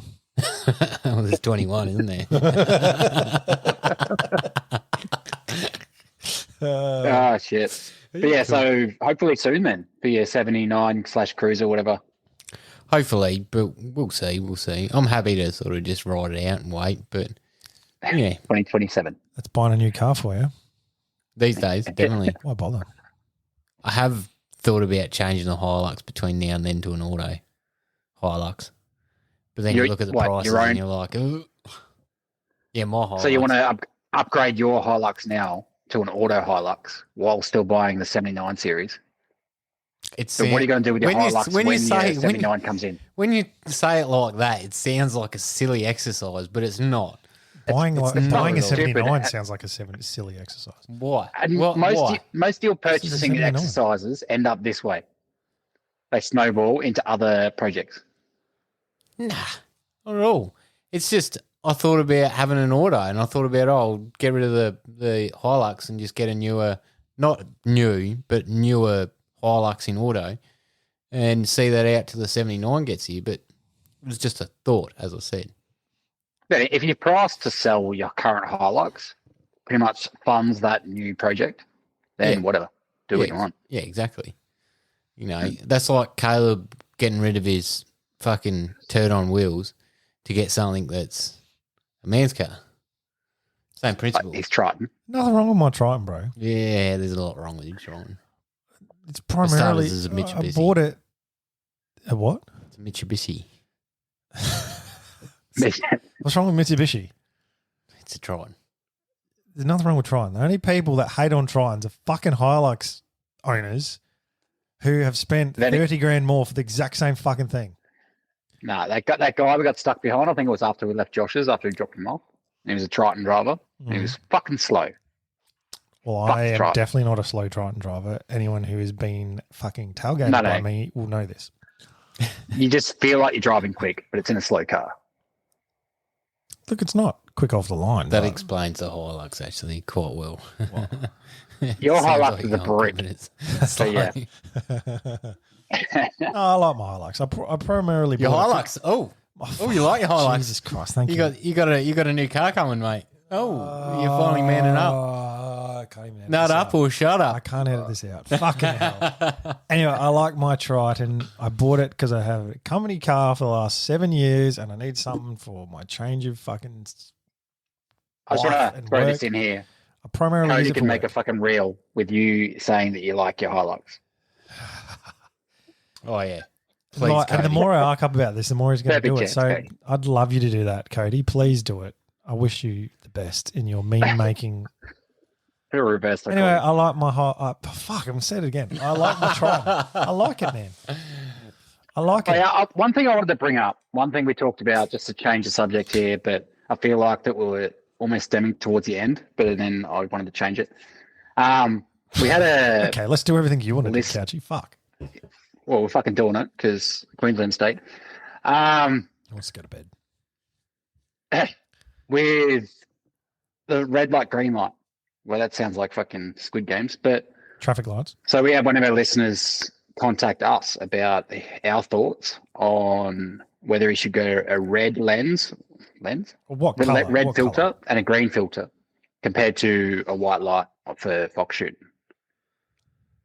So I wanted to hear your thoughts because obviously I messaged to him back that personally I feel like red or green doesn't make too much of a difference between the two. And the only benefit I see is the ability to change up the light, to change up sort of what the fox is accustomed to. So red light or green light over white light might spook it less. Interesting, isn't it? I've used all of them, red, green, and then obviously the yellow light or white light. The red definitely doesn't spook them, but in my eyes, it's harder to pick up shape. You know how you're not just looking for eyes under the spotlight. Like obviously the reflective eyes. You're also looking for the body shape, movement, and things like that. Yeah. With red, I found personally that I couldn't see body shape and movement as well as yellow. Green was just fucking atrocious, but red didn't spook them as much. But then you get into like this habit with the white lights because naturally I'd fall back to white light so I could pick up everything clearer. But you find this like way of bailing things up or making things stop or look by using the edge of the white light instead of directly pointing that light at them. So you sort of like get this natural evolution with with using the white light that in my mind is better than using a red or a green filter. But obviously with white light, it's popular because it works. But it's fine for foxes that haven't been shot at or haven't been shot at in a long time. But for the popular properties where you are getting shooters coming on there regularly, you get the foxes that have been shot at. So white light is when generally you would see a fox give you half a second glimpse and then he's off. Yeah. Because he knows what's going on. He knows what's happening. So he's associated that white light to danger. And that's why, in my opinion, you should change up your filters if you find that happening. Mm. So white light is superior over the two. I wonder, I'd rather use bait. Now, when I say bait, I mean cat food than I would using a filter. I don't know, that's just me. But they're still going to react the same way if they've been shot up with white light. And even if there is bait there, they're going to see the white light and go, fuck, I'm off. You got other fucking things in your arsenal though. Like, for example, we're using white light all night. And we had my handheld bloody spotlight, which was quite a white light versus your old spotty, which is quite yellow. Not really much difference in terms of the foxes, but the fox you had the shot at, that wasn't really presenting very well. And it wasn't showing its eyes very much. It was hard to see because I think it was in a bit of grass. So it would sort of look at you and then look away, look at you, look away constantly, and it was moving around. So like, where the fuck is this thing? So we switched everything off. We whistled, and it sort of moved a bit and then showed itself in a new spot when we turned the spotty back on. But then it just kept hiding its eyes all the time, and so it was hard. Mm. So then I switched up, and I was just whistling or calling the entire time while shining the light, and it was looking at me the whole time. Mm. So you can do other things other than just change a filter to get a fox to present itself for the shot. And you hit the nail on the head there, man, like perfectly, to be honest. Like with fox shooting, you have this fucking repertoire of things that you can use, like lights, calls. Now, you don't just have one call, you have multiple calls because foxes will get wary if you keep using one call. So they get even smarter. So if they've adapted to the light and then adapted to the call, and then baiting seems to be pretty good. We haven't baited a lot, but from when we baited, it's been outstanding. what is the other thing that you both? When you operate at a really high level, Josh, would you say you're a masturbator? Yeah, man, I can crank one out. Sorry, I couldn't help myself. I only need a minute, mate. I know what I like. The one other tool that I see that gets forgotten a lot, and how many times you've sort of had a fox in the spotlight and he's just disappeared, is this when you start up your car again, and then you check your light again, they always pop up. Yeah. So using that to your advantage and not actually stop spotlighting, start up your car, and they'll generally pop up and have a look again. Yeah. So that's generally good. Yeah. If you're stuck and you haven't got anything else that's working, try that. See, it works probably 80% of the time. Yeah. That's something that this is where we probably wouldn't need to start up and just go back to what we used to do when we were young and just yell out to them and be like, oi. Yeah. Like we used to swear at him or whatever, be like, oi, can't fucking, or No, you'd make some your old random man was noise. there and he would not. Nah, when I was a teenager, definitely we'd swear at him. Or we'd do the throwaway, oi, and they'd just bail up and look at you and keep looking. And then you could crack a shot off. I think on the night we had a feel for what the foxes were doing though. Like the more you do it, you're like, fuck, they're real flighty on this property, or these foxes have definitely been shot at before because they just behave differently. Or, I mean, Couchy at one point, there was 2 sets of eyes on the bank across the paddock, and you're like, that must be pups because they would look like they were just jumping and frolicking around and playing. So you get a feel for what the foxes are doing on any one property. And the shot you had, Josh, that's on the smaller property, and those foxes have all probably had a ping at a few times. So they don't just sit.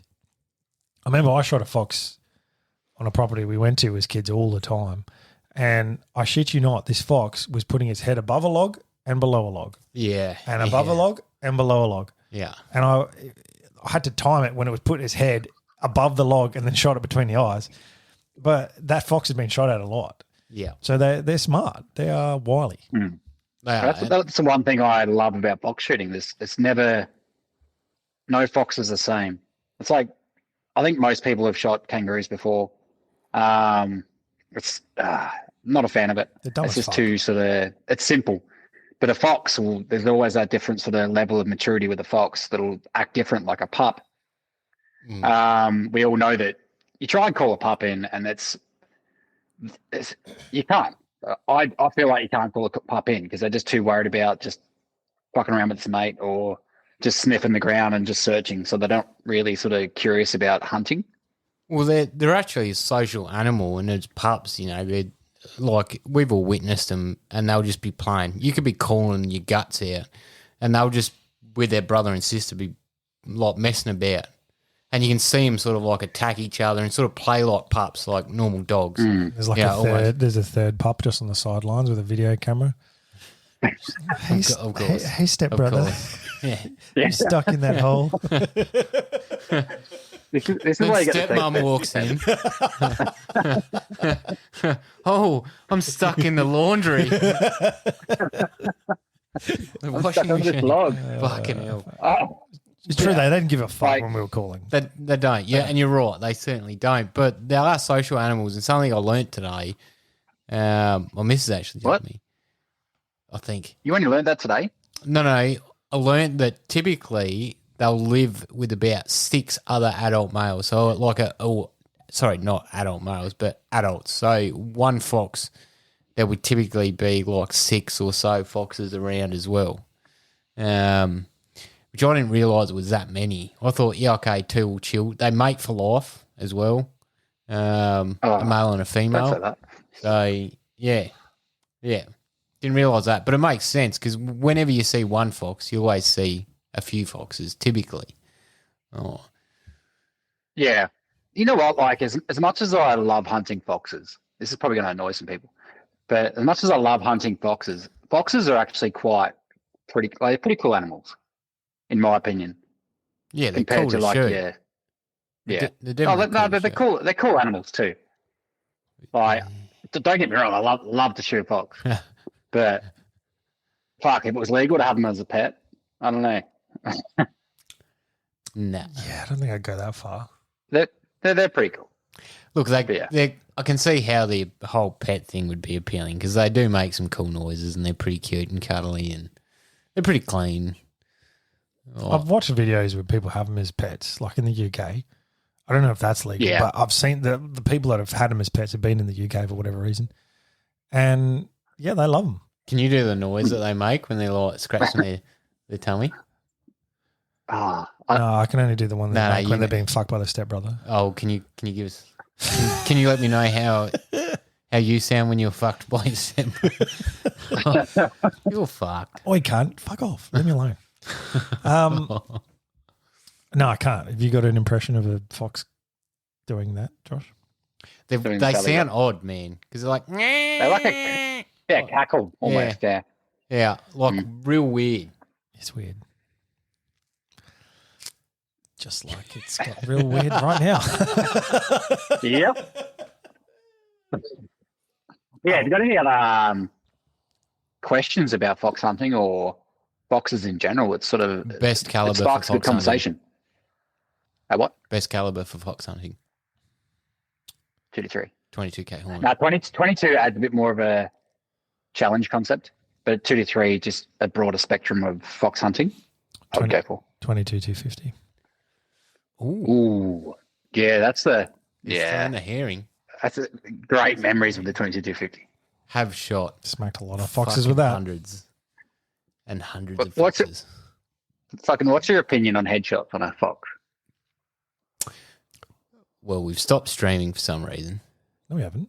No, we haven't. Stop streaming. That's the button you press to stop the streaming, Josh. It's been there the entire fucking time.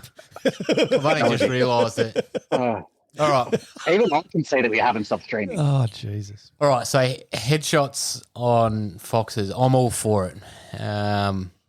Having said that, there's been a couple instances, and I'll let you do the one instance that you were there, Couchy, but I have two instances when I was a child. And we were out hunting a block that we'd pretty much been hunting all our life. And I used to hunt with a mate called Peter. That's my dad's name actually as well, but anyway. Yeah. Different Peter. Yeah, it was my age. Pointer. Anyway, we're going along, and this particular night, this happened twice in one night. So we're going along, and there's like a main MSR up the guts of this property. We've got about 500 metres from where we're camping. Spotlighted this one fox, and I'm like, oh, sick. You know, my turn to shoot, whatever. So loaded one up in my 308, bang. And naturally, growing up, my dad would always say, go for a headshot. Oh, that was his thing. If you can, go for a headshot. So aimed at the head, shot this fox, and it was pretty much straight on. Hit it, and it looked like it was dead. Like it stopped moving, and you know how when you know sometimes you can get the reflection of their eyes still, even after they're dead. So it was on the ground. Anyway, my mate Peter's got off the car, hopped the fence, gone in to check it out, and he starts fucking yelling out to me. He grabbed the 22. I'm like, fucking hell, mate, I just shot this thing with a 308. Like, how the fuck is it still alive? So whatever, grabbed the 22, jumped the fence, walked over to him, and this fox is still alive, and it's like been scalped, like this patch of like hair where the bullets just hit its skull and then dragged over its skull and not penetrated the skull itself, but just ripped the hair off, is biting onto my mate Peter's foot. And I'm like, holy shit, okay, this is fair enough. So we dealt with that, like after, as you can imagine, a fox is like biting onto someone's foot. Like it's pretty hard to shoot it while it's biting on its foot. So I had to sort that out. It was pretty gnarly because there was a bit of stepping on the fox and trying to, you know, spread your feet apart so you didn't shoot your feet sort of thing. Why didn't you stab it? Well, I brought the 22 with me. Didn't have a knife. There was no such thing as an EDC back then, mate. Anyway. Stomped it, fucking pistol whipped it. Like, just fucking do something. Yeah, I'm going to try and do it ethically, all right? It's biting your mate. I think ethics go out the window when it's biting you. True. I don't think when someone's getting attacked by a bear, they're like, I'm going to kill this ethically. I think they're just going to fucking try and survive. Yeah, all right, you got a good point. Not that a fox is going to kill you. Anyway, Not that a fox is relatable to a bear either. yeah, a little bit of size difference. I bet someone's died with the hands of a fox. Oh, Google it. Google that. I'm going to. Anyway, so we continued the night. About 4 hours later, we've hit like the main. There's like a huge old creek system that runs through the property, and it's huge. It's massive. Like at one point, it'd be a K wide, and the sides would be, there'd probably be a good 10-meter drop in like some of the sides of the erosion of this canyon.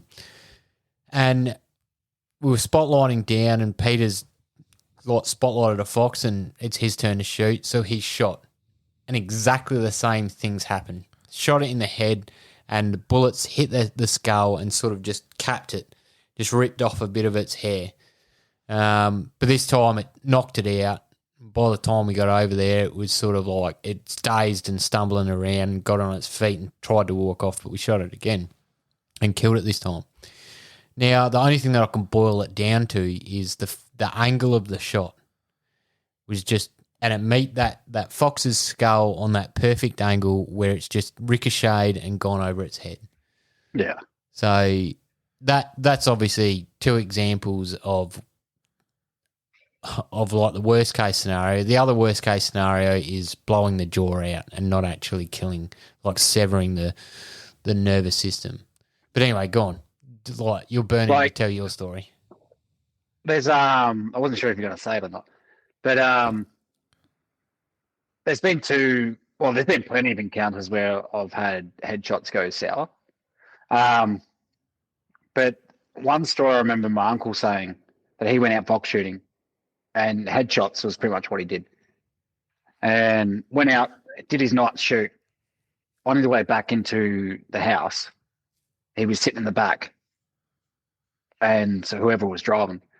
But they got there, and he was throwing the foxes off, just chucking them in the pile or whatever. And then one fox just got up and jumped away, ran away. Oh, my goodness. Playing dead. Now, I'm not sure the damage of the fox. Like it can't have been. Who knows what it would have been? But it just knocked him out. So, and then there's the other situation where we both were at. It was with another mate of ours. I haven't seen him in a long time, actually. Old Matt. We were talking about it the other night, weren't we? Yeah, we were. So we were in Vic shooting foxes. And this fox probably would have been, correct me if I'm wrong, Josh, but he probably would have been about 150 metres away. Probably. Because we shot him with a 22-250, I'm pretty sure. Yeah. He's gone for the eyes, hit probably pretty much square in between the eyes, but then it was a pretty flat shot, so it can't have been the angle, but hit his head and just ricocheted down. And they're, in my opinion, probably the worst ricochets. So it's blown his jaw open. So it's pretty much, in my description, it's been like Predator with a split jaw. Yeah. That's exactly what it looked like, man. The Predator. And then once he got up to the fox, he could hear it breathing still. And I think from then on, he ended up dispatching that fox as sort of as humanely as Matt could. Which wasn't humane. No, it was pretty brutal. But that's something that sort of made me think twice about headshots. I'm more inclined to taking a side headshot rather than a front, because there's a lot of ricochets that's happened. One with foxes, two with roos. Yeah. I feel like the side of the head, you get the temple area, and it's softer, so you can punch through a bit easier. Yep. I'm sure there's plenty of successful stories of headshots, and there's going to be people that say that they only shoot headshots and they haven't had the problem. But I feel like probably 20% of the shots that I've taken of headshots have been, ricochets. Yeah. Plus, it's smaller target area, so bigger margin of error. Definitely. Exactly. Definitely. That's something that's pushed me off going headshots if I don't have to. I'd argue a bit there with roos, man. Like side, I think I've seen plenty of side shots where we've even seen half of the head of the roo blow out, and it's still been breathing and walking along. Sure. So I had this thing as well. I feel like it's placement though. Like you look at the side of the head and you've shot too low in the head where the definitely. brain's up the top and there's like blowing out the jaw. Yeah, you're sort of hitting low. So, but that's you sort of easy need to to sort of do. hit high in the head. But that's easy to do at night if you don't, like, growing up we didn't have an LRF. So it was a judging distance sort of thing. Oh, yeah. And if it's, past that 100 metre zero and you haven't sort of accounted properly, well, you drop. Huge factor. This is where I ended up stopped doing that, and I now will go for the back of the head, especially on roos. I will wait till they look away from the light and give me that back of the head, and then I'll be like, bang, because I've never encountered a drama with shooting in the back of the head. Well, the back of the head's good just for the fact of you have two targets there. You have the brain, which is pretty much your goal for a headshot, and then you have the spinal cord as well. 100%. And you're obviously major arteries in your top of your throat and stuff like that as well. So I feel like there's an array of things that could go right for that shot. True. This is where that 2250. I really would love to have gotten into reloading as a kid, and reloaded. It was called, I think they were Barnes varmint grenades. And they were basically designed to just hit and pretty much just fragment immediately. So you're getting very little penetration and just devastation. So for small game, perfect. So we wouldn't have had as many dramas if. How do you go head, devastation, penetration? Just straight there, aren't you? You're a sick-minded individual. Bro, you know how hard I just wanted to say title of your sex tape? Very little penetration, but massive devastation. Man, you are just there, aren't you? Immediately. Because you can't say penetration without you somehow because I'm an adult, mate. Why? Your brain's still a child. You can have a bit of fun with it. You do. Anyway, just to circle back, no one's died from a fox. Unless you've had a rabid fox, well, from what I could just Google in 2 seconds, unless you get bitten by a rabid fox, you probably aren't going to die. They generally leave people alone. People have had minor bites, scratches, whatever. They've even attacked babies in the UK, and they survived. It was fine. So you know why there's no record of someone dying from a fox? Because they couldn't tell the story. Yeah, very funny. Fucking hell. Why don't you go back to your little penetration, max devastation? You fuck. I mean, if you've only got a little penetration, you want max devastation, don't you? Oh, shit. Yeah. Have we got anything else to chat about? No, I think we've created max devastation with that tiny penetration into the world of fox shooting. Might be time to leave it there. If anyone's got a problem with foxes, hit us up. Yeah, fucking oath. We'll help you out for sure. Anyone who's got a fucking vineyard or a farm or just property in general, and they want someone to come and shoot foxes, we will do that for you. Gladly. We'd love to. With very little penetration. But if you went shooting deer, right, and you couldn't take any meat or anything, which one would you rather shoot, deer or foxes? Because obviously a deer, the benefit is meat. Deer are still very hard animals to hunt, man. They are. No, they're quite smart still. But fuck, I'm torn between the two, to be honest. If I couldn't take meat from a deer, I don't know. That's like, all right, let's elevate this and go coyote and wolf. Chuck that into Australian sort of like wolf. Just fuck the ecosystem. Like dead set. All right, in that scenario, yeah, I'd be like, I'm hunting wolf. If I can't take deer meat and there's something that I can hunt that's like a worthy adversary, yeah, it's going to be wolf. Not that I'm anywhere near worthy enough to hunt wolf, but what? Like, why are you not worthy to hunt? They're super intelligent, and where the hell would I start? I've never hunted a wolf, mate. How are you not worthy? What a comment. No, Josh, in the same context, mate. Jesus. You got to think about it in the context. How do you justify a deer in your own mind? They're majestic. How are you worthy? He's not majestic enough. Josh ain't. Yeah, I'm not. I'm not worthy, but I still do it.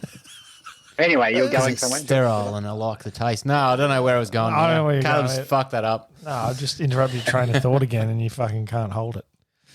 Just, I don't want to interrupt your segue, Josh.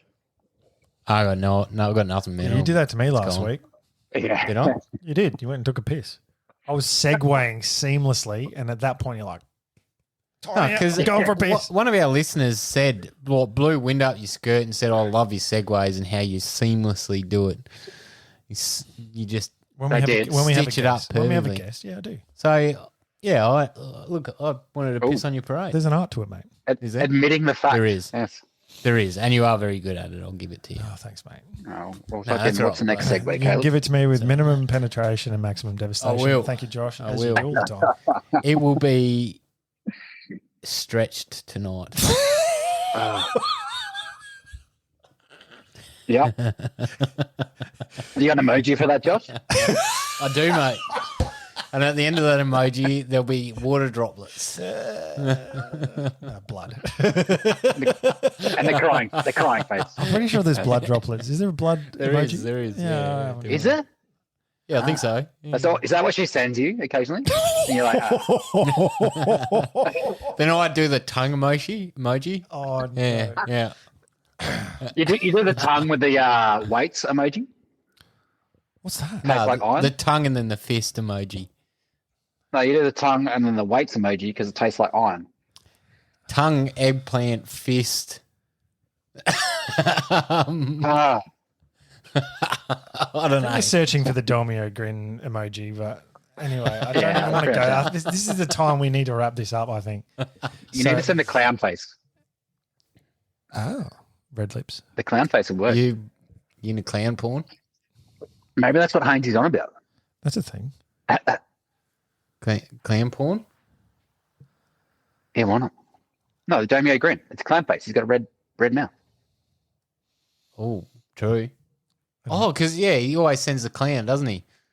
Yeah, I'll get you fucking now. hell, Josh. It's clicking. It's clicking now. I'm like, how did Hainesy get dragged into this? I don't know. That was, yeah, I was struggling with that one. Oh, look. Yeah, pasta does taste good. You got to wear that Domio grin, mate. No, you just. Anyway, go on, That's Caleb. wrong. Yeah, you know what I'm going to. Fuck! I pressed the wrong button, didn't I? Jesus Christ! Did you just delete that thing? No. I pressed record and re-record, so I've got two files, audio files to deal with, but that's fine. You put the pressure on me. You told me to press the fucking button. Yeah. The dangers Mate, of live. back yourself, Caleb. Jesus. No, I didn't. I made a mistake. Back, Do you know what? I'm back owning yourself. it now. Back yourself. No. Look, back yeah, I like yourself, the mate. lives because it sort of brings everything to just light. Yeah, everyone What can happens realize how behind the fucking scenes. shit we are when we're doing this live. But anyway, I'm going to wrap this up. I don't ever want to do a live again. This is terrible. Now let's do it. It's good. It Keeps is you on your not. toes, bro. Yeah. Nah, it is terrible. Do you know what he's actually stressing about? The fact he hasn't been able to take a piss yet. No, the fact Yeah. that He doesn't want to do it. the live hasn't hit the podcast till the last 50 fucking seconds of it, and we're wrapping it up. Anyway, it's time to get going. All right, you good motherfuckers. Don't forget to wear that Domio grin this week as you're walking into work tomorrow for another ripper day. I don't think anyone can guarantee the right time of month for that. But anyway, good luck to you. Fucking we're out. Catch you. Wow. Gotcha, guys.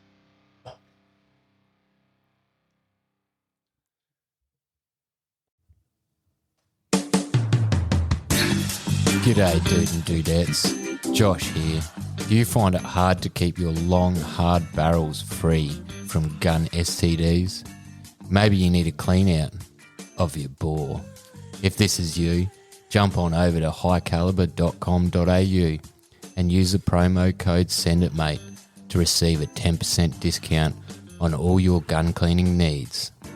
And remember, it's sexy to support Australian-made products. Everyone here at Send It Mate uses high caliber, and we can promise you that it'll keep your firearms free from those pesky gun STDs.